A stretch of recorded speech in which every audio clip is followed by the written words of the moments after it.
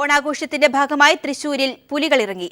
അരമണി കെട്ടി കുംഭകുലുക്കി പുറത്തുചാടുന്ന പുലിവേഷക്കാർ പൂരനഗരിയിലെത്തിയ ആയിരങ്ങളെ ആവേശം കൊള്ളിക്കുകയാണ്. ചരിത്രത്തിലാദ്യമായി ഇത്തവണ പെൺപുലികളും സാംസ്കാരിക നഗരിയിലെത്തി.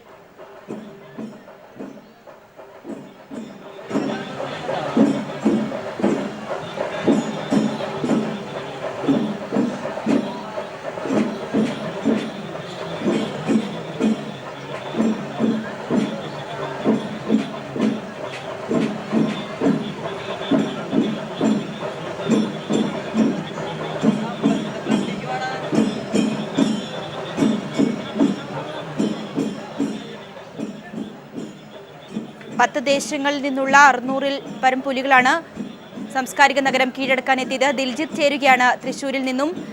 ദിൽജിത്ത്, മുഴുവൻ പോലീസ് സംഘങ്ങളും സ്വരാജ് റൗണ്ടിൽ എത്തിച്ചേർന്നോ?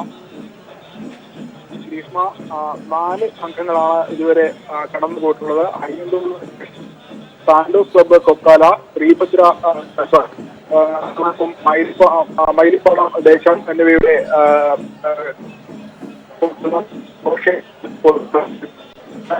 ആകാംക്ഷയുടെ പുലികൾ ഉൾപ്പെടെയുള്ള ആളുകൾ പങ്കെടുക്കുന്ന വിയൂർ ദേശത്തിന്റെ ഘോഷയാത്രയ്ക്കായുള്ള കാത്തിരിപ്പിലാണ്. ചരിത്രത്തിൽ ആദ്യമായി പെൺപുലികൾ പങ്കെടുക്കുന്നു എന്ന പ്രത്യേകത ഈ വർഷത്തെ പുലി അക്കാദമിയിലെ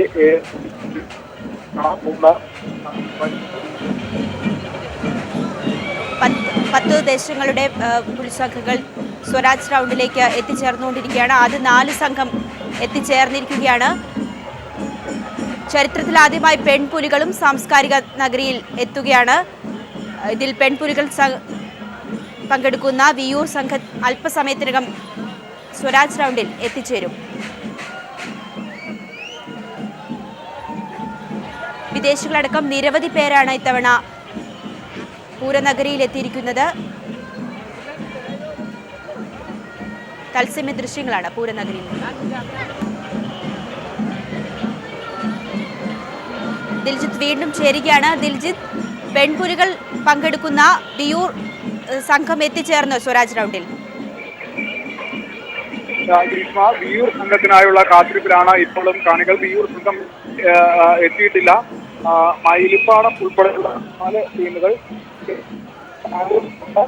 ശ്രീഭദ്ര മയിലിപ്പാടം എന്നീ 4 ടീമുകൾ മയിലിപ്പാടത്തിന്റെ ഘോഷയാത്രയാണ് ഇപ്പോൾ നടന്നുകൊണ്ടിരിക്കുന്നത്.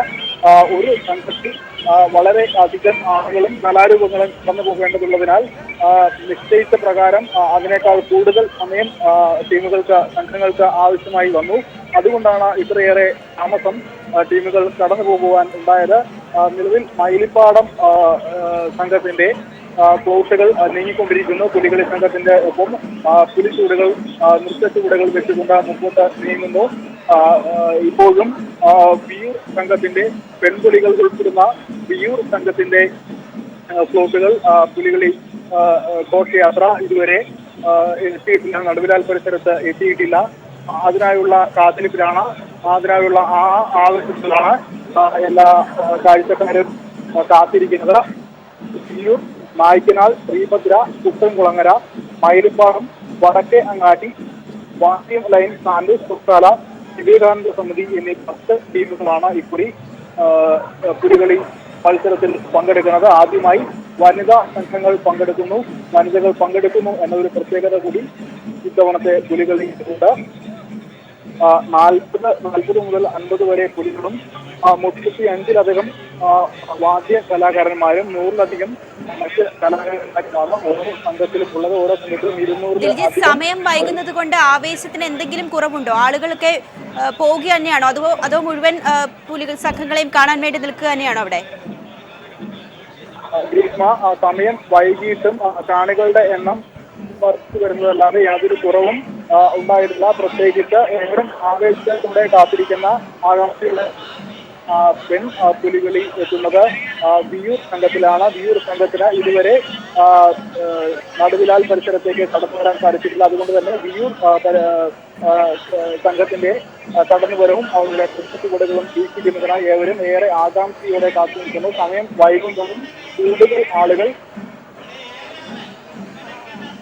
തൃശൂർ നഗരത്തെ ആവേശം കൊള്ളിച്ച് പുലികൾ ഇറങ്ങിയിരിക്കുകയാണ്. ചരിത്രത്തിൽ ആദ്യമായി ഇത്തവണ പെൺപുലികളും സാംസ്കാരിക നഗരിയിൽ എത്തിയിട്ടുണ്ട്. ദിൽജിത്താണ് വിവരങ്ങൾ നൽകിയത്. മറ്റു വാർത്തയിലേക്ക്. ജിഷ വധക്കേസിൽ അന്വേഷണ സംഘം കുറ്റപത്രം സമർപ്പിച്ചു. എറണാകുളം പ്രിൻസിപ്പൽ സെഷൻസ് കോടതിയിലാണ് 1000-ലധികം പേജുള്ള കുറ്റപത്രം സമർപ്പിച്ചത്. അമീറുൽ ഇസ്ലാം തന്നെയാണ് പ്രതിയെന്ന് ഉറപ്പാക്കുന്ന ശാസ്ത്രീയ തെളിവുകൾ ഉൾപ്പെടെ പഴുതടച്ച കുറ്റപത്രമാണ് കോടതിയിൽ സമർപ്പിച്ചിരിക്കുന്നത്. Aluva rural SP PN Unnirajan പറഞ്ഞു. ബലാത്സംഗ ശ്രമം ചെറുത്ത ജിഷയെ അമീറുൽ ഇസ്ലാം അതിക്രൂരമായി കൊലപ്പെടുത്തുകയായിരുന്നുവെന്നാണ് കുറ്റപത്രത്തിൽ പറയുന്നത്.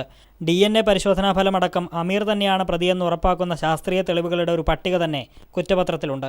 195 സാക്ഷികളെക്കുറിച്ചും 75 തൊണ്ടിമുതലുകൾ സംബന്ധിച്ചും കുറ്റപത്രത്തിൽ പരാമർശിക്കുന്നു. ദൃക്സാക്ഷികളില്ലാത്ത കേസിൽ പ്രതിയുടെ കുറ്റകൃത്യം തെളിയിക്കുന്നതിന് മതിയായ സാഹചര്യ തെളിവുകൾ ശേഖരിച്ച് പഴുതടച്ച കുറ്റപത്രമാണ് അന്വേഷണ സംഘം തയ്യാറാക്കിയതെന്ന് റൂറൽ SP PN ഉണ്ണിരാജൻ പറഞ്ഞു.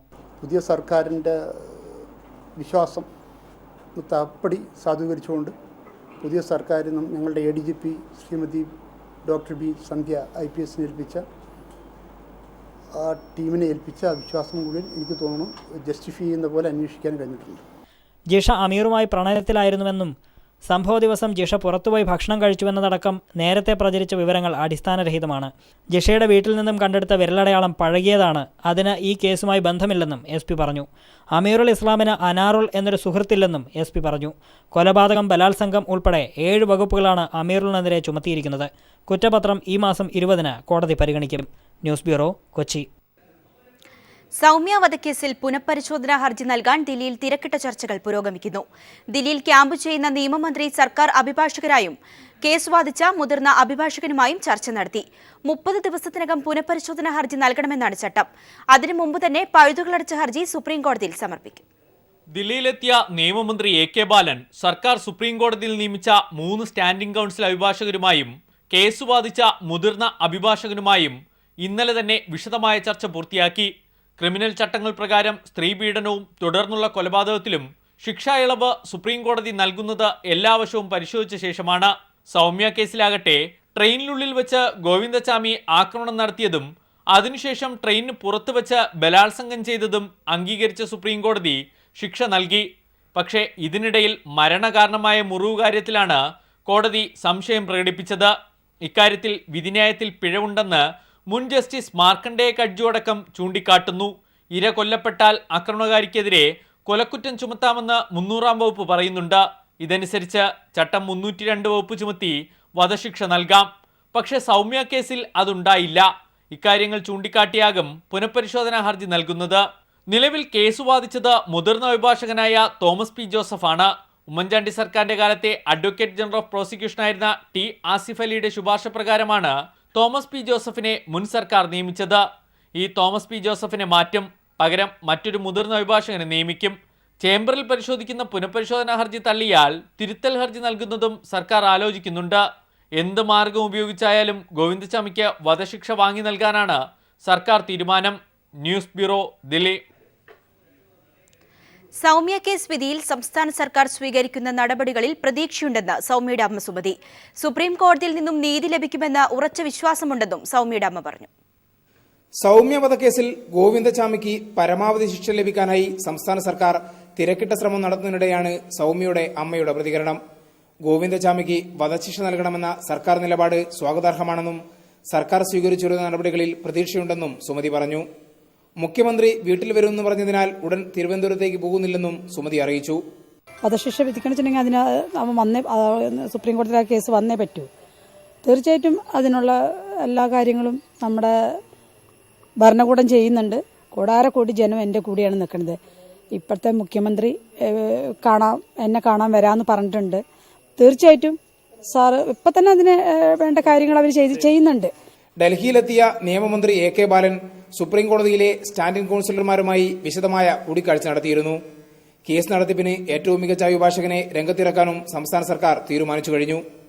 വിധിയിലെ പാളിച്ചകൾ ചൂണ്ടിക്കാട്ടി സംസ്ഥാന സർക്കാർ തുടർ നടപടി സ്വീകരിക്കുന്നതിലൂടെ നീതി ലഭിക്കുമെന്ന ഉറച്ച പ്രതീക്ഷയിൽ കഴിയുകയാണ് സൗമ്യയുടെ അമ്മ ഇപ്പോൾ. അപാകതകൾ പരിഹരിച്ച് പ്രവേശന പട്ടിക പ്രസിദ്ധീകരിക്കാൻ സ്വാശ്രയ മാനേജ്മെന്റുകൾക്ക് ജസ്റ്റിസ് ജെയിംസ് കമ്മിറ്റിയുടെ അന്ത്യശാസനം. 5 കോളേജുകൾ പുതിയ പട്ടിക പ്രസിദ്ധീകരിക്കണം. 6 കോളേജുകൾ വെബ്സൈറ്റ് പുനഃപ്രസിദ്ധീകരിക്കണം. താൽവരിപ്പണം വാങ്ങിയെന്ന പരാതിയിൽ തെളിവ് ഹാജരാക്കാൻ രക്ഷകർത്താക്കൾക്കും നിർദ്ദേശം നൽകി.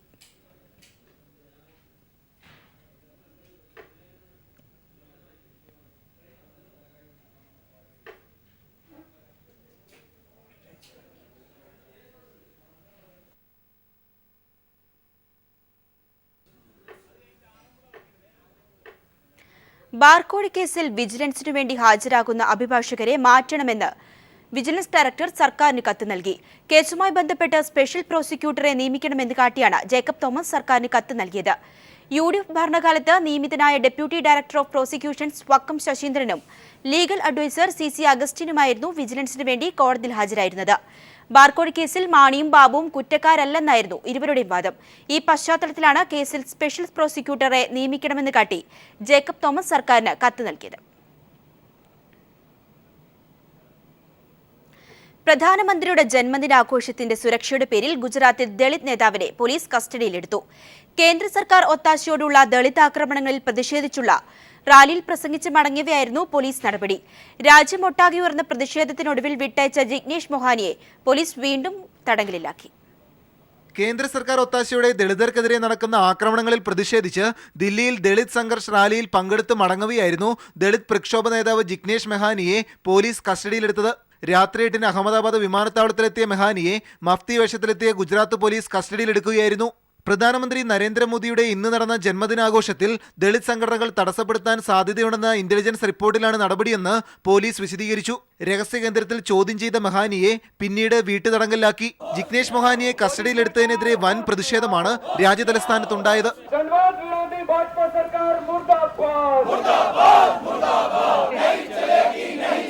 നരേന്ദ്രമോദിയുടെ ജന്മദിനാഘോഷം പൂർണ്ണമായി പൂർത്തിയാകാതെ നിലവിൽ ജിഗ്നേഷ് മൊഹാനിയെ വീട്ടുതടങ്കലിൽ നിന്ന് മോചിപ്പിക്കില്ലെന്നും നിലവിൽ പോലീസ് തന്നെ വ്യക്തമാക്കിയിട്ടുണ്ട്. വലിയ പ്രതിഷേധം എന്തായാലും ഉയരുകയാണ്. ദളിത് നേതാക്കളെ മുഴുവൻ തടങ്കലിലാക്കാനാണ് കേന്ദ്ര സർക്കാർ നീക്കമെന്ന് CPM PB അംഗം സുഭാഷിണി അലി പ്രതികരിച്ചു. It is very apparent that the Modi government is feeling that they are getting isolated. കേന്ദ്ര സർക്കാർ എന്തിനാണ് ദളിത് നേതാക്കളെ ഭയക്കുന്നതെന്ന് CPM ജനറൽ സെക്രട്ടറി സീതാറാം യെച്ചൂരിയും ചോദിച്ചു. News bureau, Delhi. BJP നേതാക്കളുടെ സന്ദർശനത്തിന് ശേഷം കോടിയേരിയിൽ CPIM പ്രവർത്തകരുടെ വീടിന് നേരെ ആക്രമണം. CPIM ലോക്കൽ കമ്മിറ്റി അംഗം വിജേഷിന്റെയും നഗരസഭാ കൌൺസിലർ വിജയന്റെയും വീടിന് നേരെയാണ് ആക്രമണം നടന്നത്. ആക്രമണത്തെ തുടർന്ന് കോടിയേരിയിൽ സംഘർഷാവസ്ഥ നിലനിൽക്കുകയാണ്. BJP MPമാരുടെയും കുമ്മനം രാജശേഖരന്റെയും സംഘം കോടിയേരിയിലും കണ്ണൂരിലും സന്ദർശനം നടത്തിയതോടെയാണ് RSS ആക്രമണം ആരംഭിച്ചത്. CPIM ശക്തി കേന്ദ്രങ്ങളിൽ ബോധപൂർവം ആക്രമണം നടത്തുന്നുവെന്ന CPIM ആരോപണം ശരിവെക്കുന്നതായിരുന്നു ആക്രമണങ്ങൾ. പിണറായിയിലും പയ്യന്നൂരിലും നടത്തിയ ആക്രമണത്തിന് ശേഷം കോടിയേരിയിലും സംഘർഷാവസ്ഥ സൃഷ്ടിക്കപ്പെട്ടത് വീടുകൾക്കു നേരെ നടന്ന ആക്രമണത്തോടെയായിരുന്നു. ആക്രമണം നടത്തുമെന്ന പരസ്യമായ ആഹ്വാനമായിരുന്നു കുമ്മനത്തിന്റെ പ്രസ്താവന. ഈ രാജ്യത്ത് സമാധാനവും ശാന്തിയും നിലനിർത്താൻ അവരുടെ സ്വത്തിനും ജീവനും സംരക്ഷണം നൽകാൻ ഇവിടെ ഭരണകൂടം തയ്യാറില്ലെങ്കിൽ BJP അവരുടേതായ മാർഗം തേടേണ്ടതായിട്ട് വരും. അതിനുശേഷമാണ് CPIM Kodiyeri north local committee അംഗം KV വിജേഷിന്റെ വീടിന് നേരെ പട്ടാപ്പകൽ ബോംബേറും ആക്രമണവും നടത്തിയത്. CPIM അനുഭാവി MV രതീഷിന്റെ വീടിന് നേരെയും ആക്രമണം നടത്തി. ആക്രമണത്തിൽ പരിക്കേറ്റ സ്ത്രീകളെയും കുട്ടികളെയും തലശ്ശേരി സഹകരണ ആശുപത്രിയിൽ പ്രവേശിപ്പിച്ചു. കോടിയേരിയിൽ സംഘർഷാവസ്ഥ നിലനിൽക്കുകയാണ്. പോലീസ് സുരക്ഷ ശക്തമാക്കിയിട്ടുണ്ട്. News bureau, Kannur. ആറന്മുള ഉത്രട്ടാതി ജലമേളയിൽ മല്ലപ്പുഴശ്ശേരി പള്ളിയോടം A ബാച്ച് വിഭാഗത്തിൽ ഒന്നാമതെത്തി. B ബാച്ച് വിഭാഗത്തിൽ തൈമറുംകര ചാമ്പ്യന്മാരായി ആറന്മുള പാർത്ഥസാരഥി പള്ളിയോട സംഘത്തിന്റെ ഉടമസ്ഥതയിലുള്ള പള്ളിയോടമാണ് മല്ലപ്പുഴശ്ശേരി. വിവരങ്ങളുമായി ബിജേഷ് ചേരുകയാണ്. ബിജേഷ്, എങ്ങനെയാണ് ജലമേള പുരോഗമിച്ചത്? എത്രത്തോളം ആവേശമായിരുന്നു? വളരെ ആവേശകരമായ ഒരു മത്സരം തന്നെയായിരുന്നു. 50 പള്ളിയോടങ്ങളാണ് മാറ്റിവെച്ചത്. അതിൽ മല്ലപ്പുഴശ്ശേരി പള്ളിയോടമാണ് ഒന്നാം സ്ഥാനം കരസ്ഥമാക്കി മന്നം ട്രോഫി നേടിയത്. B ബാച്ചിൽ തൈമറുംകരയും ഒന്നാം സ്ഥാനം കരസ്ഥമാക്കിയിട്ടുണ്ട്. ഏറ്റവും നല്ല ആടയ ആഭരണങ്ങളടങ്ങിയ മത്സരത്തിനെത്തിയ ആറാട്ടുപുഴ പള്ളിയോടും R ശങ്കർ സ്മാരക സുവർണ ട്രോഫിയും കരസ്ഥമാക്കി. അതേസമയം B ബാച്ചിന്റെ ഫൈനൽ മത്സരത്തിനിടെ ഫിനിഷിംഗ് പോയിന്റിൽ മംഗലം പള്ളിയോടം മറന്നെങ്കിലും സുരക്ഷാ ഉദ്യോഗസ്ഥർ തക്ക സമയത്ത് എത്തിയതിനാൽ അപകടമൊന്നും ഉണ്ടായില്ല. സംസ്ഥാന ജലവിഭവ വകുപ്പ് മന്ത്രി മാത്യു ടി തോമസാണ് ഇത്തവണത്തെ ജലമേള ഉദ്ഘാടനം ചെയ്ത്. നിരവധി ആൾക്കാർ, വിദേശികളും സ്വദേശികളുമായി നിരവധി പേർ ഇത്തവണ മത്സരം കാണാൻ എത്തിയിരുന്നു. P ജയരാജനെ ക്ഷണിച്ചതിന്റെ പേരിൽ RSSകാർ വിവാഹം ബഹിഷ്കരിച്ചു. കൂത്തുപറമ്പ് പാലായിലെ വിവാഹമാണ് RSSകാർ ബഹിഷ്കരിച്ചത്. P ജയരാജന്റെ FB പോസ്റ്റിലാണ് കാര്യങ്ങൾ വെളിപ്പെടുത്തുന്നത്. അപ്പോൾ ഒരാൾ വരുന്നു, എനിക്ക് അദ്ദേഹത്തെ നേരത്തെ അറിയില്ല, അദ്ദേഹം വന്നു, അദ്ദേഹത്തിൻ്റെ മകൻ്റെ കല്യാണത്തിന് ക്ഷണക്കത്ത് തന്നു, ഇത്രാം തീയതിയാണ് നിങ്ങൾ കല്യാണത്തിന് വരണം. ഈ വരൻ്റെ അച്ഛൻ വന്നിട്ട് കല്യാണത്തിന് ക്ഷണിക്കുന്നത്. അപ്പോൾ എന്നെ ക്ഷണിച്ചതിൻ്റെ പേരിൽ RSSനെ കുറച്ച് സ്വാധീനമുള്ള പ്രദേശമാണ് അവിടെ. RSSകാർ പൂർണ്ണമായിട്ട് ആ കല്യാണ ചടങ്ങ് ബഹിഷ്കരിക്കുന്ന നിലയാണ് ഉണ്ടായത്. ഇതാണ് അവർ ഉണ്ടാക്കുന്ന സംസ്കാരം, സാമൂഹ്യമായിട്ടുള്ള ചടങ്ങുകളുണ്ടല്ലോ, കല്യാണം, വിവാഹം, മരണം. അപ്പോൾ ഇതുപോലെയുള്ള ഘട്ടങ്ങളിൽ നമ്മൾ രാഷ്ട്രീയം നോക്കിയിട്ടാണ് പോവുക. അപ്പോൾ അത്തരം ചടങ്ങുകളിൽ പോലും രാഷ്ട്രീയ വിരോധം പ്രകടിപ്പിക്കാനുള്ള നിലക്കുള്ള ഒരു ബോധവൽക്കരണം RSSനകത്ത് നടക്കുന്നു എന്നതാണ് ഇതിൻ്റെ അർത്ഥം. അപ്പോൾ ഇതാണ് അസഹിഷ്ണുതയുടെ അങ്ങേത്തലക്കാണ് RSS നിൽക്കുന്നത് എന്ന് പറയുന്നത്.